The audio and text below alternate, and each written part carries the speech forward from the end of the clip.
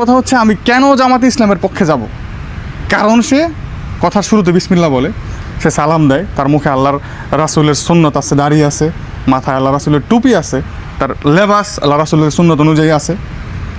আমি আল্লাহকে ভালোবাসি বলে আমি জামাতকে সাপোর্ট করি, তাকে আমি সমর্থন করি। যদিও সে চোর, যদিও সে রাজাকার হয়, আল্লাহ তাকে রহমত করলে, হেদায়েত দিলে সে ফিরে আসবে।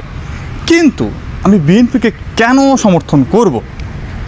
আমাকে 5টা গুণ বলেন বিএনপির, যে এই 5টা গুণ আছে বিএনপির মধ্যে, যে তারা ইসলামকে ভালোবাসে, ইসলামের পক্ষে কাজ করে, তাদের দাড়ি টুপি থাকে, তারা সালাম দিয়ে কথা বলে, তাদের মুখে বিসমিল্লাহ থাকে, সুবহানাল্লাহ আলহামদুলিল্লাহ থাকে। এমন 5টা কী গুণ আছে তাদের মধ্যে যে আমি তাদেরকে সাপোর্ট করব?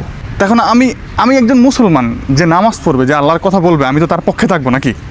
এটা হচ্ছে আমার মূল পয়েন্ট। এবার সে যেই হোক নাকি, এখন আপনি এত ভালো মানুষ হয়েও আপনি আল্লাহর পক্ষে কাজ করবেন না, আপনি আল্লাহর পক্ষে থাকবেন না, আল্লাহর কথা বলবেন না, আপনার মুখে সালাম দোয়া শোনা যাবে না, তাইলে আমি আপনার পক্ষে কেন যাব বলেন? আপনার কাছ থেকে আমি কি ভালো মানুষই আশা করব? আপনি কোন দিকটা দিয়ে ভালো মানুষ আমাকে প্রমাণটা দেন। আপনি যদি আল্লাহর পক্ষে কথা বলেন, আপনি যদি রাসূলের পক্ষে থাকেন, আপনি রাসূলের কাজ করেন, তাহলে আমি আপনার পক্ষেও যাব। এটাই তো মূল দাবি আমাদের নাকি? অবশ্যই।